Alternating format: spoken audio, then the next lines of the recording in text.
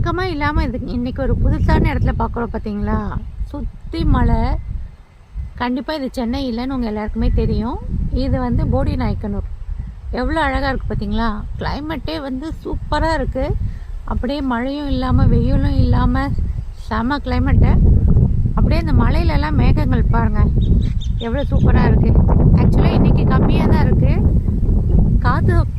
காற்றோட சத்தம் பார்த்தீங்களா எவ்வளோ இருக்குது. இப்போ உங்களுக்கு ஒன்று காட்டுறேன் பாருங்கள்.